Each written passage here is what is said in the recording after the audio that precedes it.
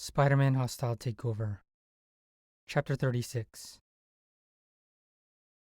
He would have liked to have time to put together a smart plan.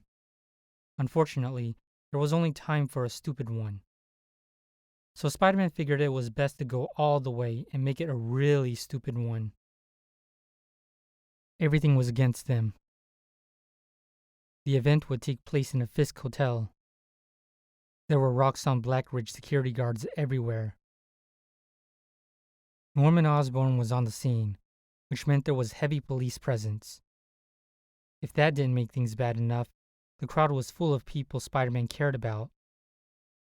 Peering from their hideout in a janitorial station, one with a vent that overlooked the ballroom, he saw MJ trying to interview the most prominent and wealthy people in attendance, ostensibly for an article in the Bugle's style section. There was Aunt May, accompanied by her boss, Martin Lee. Yuri Watanabe was present as part of the police detail, and J. Jonah Jameson. While there were times Spider-Man would have been happy to shove JJJ onto a manned mission to Uranus, he wouldn't actually wish harm on his old employer. Maybe just some mild public humiliation. If it came down to a fight, the people he treasured most in the world were going to be in danger. That was a problem, because the plan involved it coming down to a fight. The ballroom, at least, was huge, with high ceilings and balconies that overlooked the gaudy furniture and bordello red carpet. On the other hand, there were glittering chandeliers that would come crashing down, so not an ideal location for a public showdown, but still spacious. Spider-Man was depending on Maya, because she had way more experience with this nut Bingham. "He's insane," she explained. "But he's predictably insane.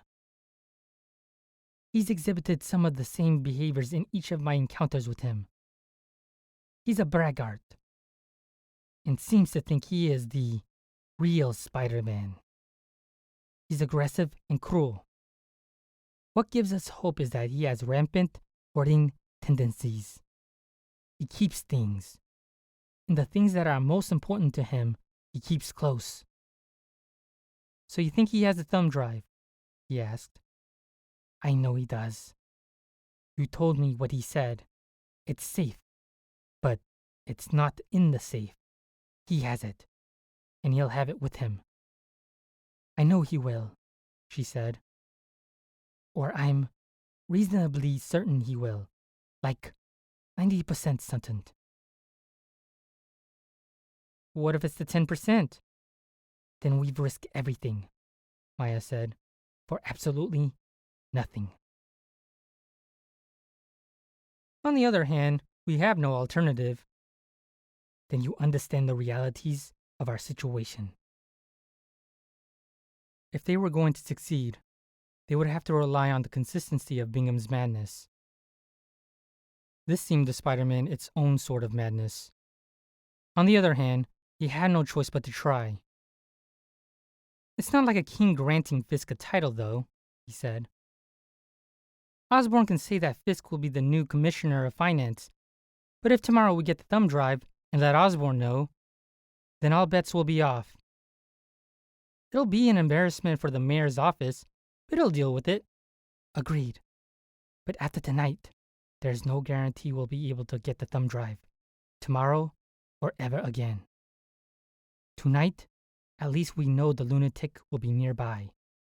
We know he'll have the thumb drive on him. He won't be able to resist proving that he is the real Spider-Man. But Bingham is powerful, not clever. No, if we're going to succeed, it has to be tonight," she concluded. "This time tomorrow, Fisk might have figured out a way to get the thumb drive away from him, and then we'll never be able to stop him."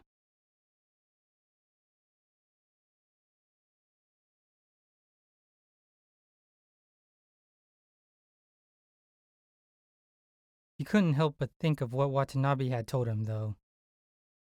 A public attack on Fisk was going to make it harder for her to advance her own investigations. Even if they prevented Fisk from becoming the commissioner, they might be making it harder, even impossible, for the lieutenant to nail him legally. He could second-guess himself forever, though, and that wasn't an option. If Osborn placed him in that position, bad things would result. He couldn't let that happen. He had to deal with the crisis in front of him. He'd deal with the fallout later. That was why Spider-Man had stopped arguing with Maya. He was never going to convince himself that this was a great plan, but he knew he had to go ahead with it. She was dressed as Echo, perhaps to conceal her identity, perhaps because she felt freer to fight dressed like that. There was something else, too, he suspected. Fisk had played a role in shaping Maya over the past 8 years. Echo was a role she had created for herself, even before she knew about Fisk's betrayal. Being Echo had been an act of rebellion. He understood what it was to put on a costume and feel liberated from your ordinary life. She probably needed that even more than he did. The party had been going for more than an hour when Echo tapped him on the shoulder. "What are you waiting for?" she asked. "I don't know," he said. "Some kind of a sign that the time is right. An indication that Bingham is here? If I go out there and he's not even watching, it's going to be a disaster." "He's here," she said. "I'm sure of it. He loves to spy on people, and he won't be able to resist watching how things play out. But even if he's not, your appearance will make the news. So you'll just have to wait for him. Basically keep from getting shot by cops for, 20, 30 minutes until he can get here? If he's close," she said. "You better hope he's not out in Brooklyn. You know, I think you were easier to deal with before you discovered humor." "I'm telling you, he'll show," she said. "This is the gamble. We're betting on it. But a bet is never a sure thing. We have to put everything on the line and hope for the best." That was probably the best pep talk he was going to get. So he pulled down the bottom of his mask, but then he turned back to her and rolled it back up to expose his mouth again. "What?" she asked. "Before we get started," he said, "I should probably pee."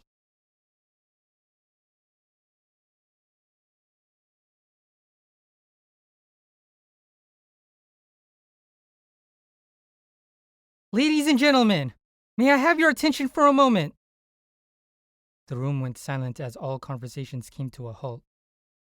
The piano quartet stopped playing. He winced at the sound of MJ doing a facepalm. She had to think this was the most idiotic stunt of his career, and he wasn't entirely sure she was wrong. Definitely top 10. Someone should really do a supercut. "I just want to offer a few words about my friend, Wilson Fisk," Spider-Man said loudly, standing with his feet on the ceiling. "Businessman, philanthropist, kingpin, super gigantic dude. You all know him. You all hate him. But you have to pretend to like him because you don't want to wake up with a horse's head between the sheets." "It's the webhead!" Jameson shouted to a group of police officers. "Shoot him!"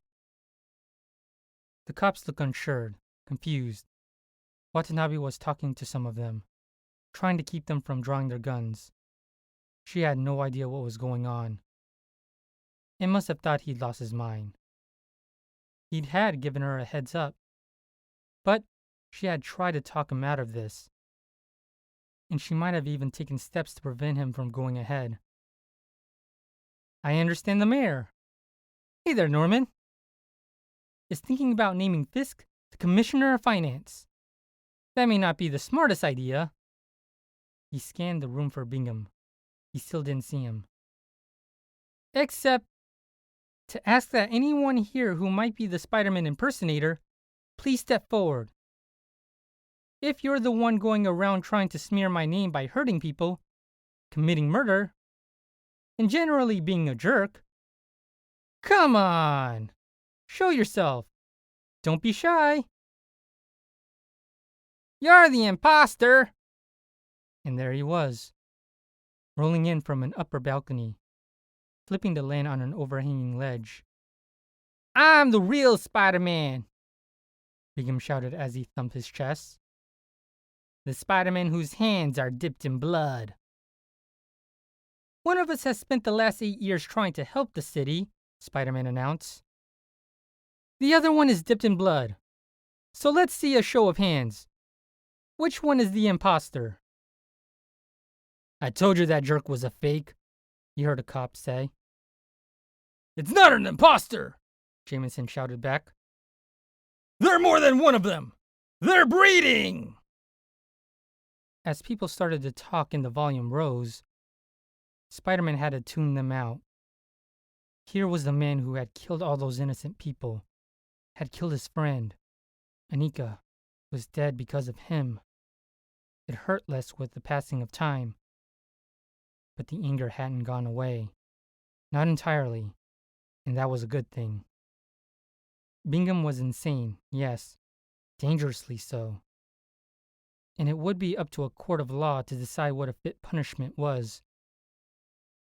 It would be up to Spider-Man to hand him over to the authorities. And that wasn't likely to be easy. He needed to keep a clear head.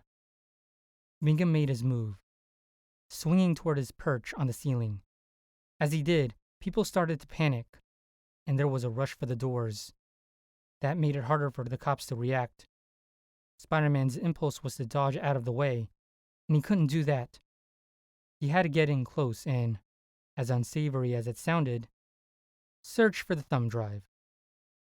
He was going to get hurt, and there was no way to avoid it. He was going to have to deal with the pain. It was a good thing he had a lot of experience.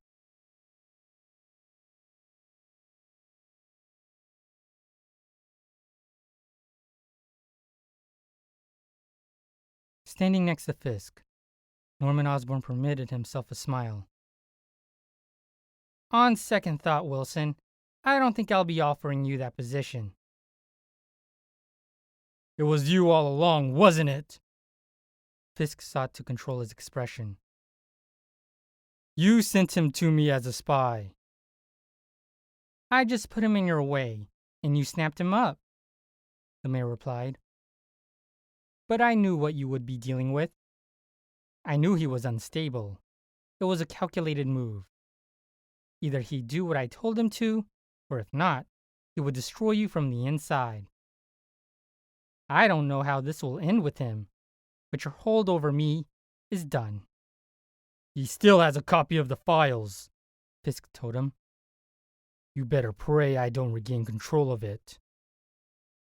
I don't pray, Osborn said.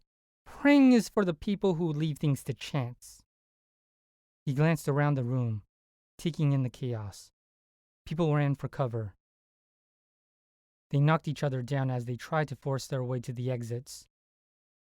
Police officers drew their guns, but had no idea what to do next. There was Jameson, screaming at anyone who would listen. Cameras flashed as reporters took pictures. TV reporters stood in front of their cameramen and tried to remain still as they were jostled out of their frames.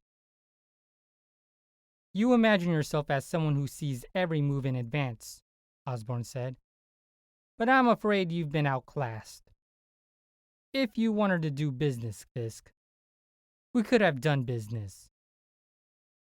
But you had to try to force my hand. That was a mistake. No matter what you think, Fisk told him, we are not finished.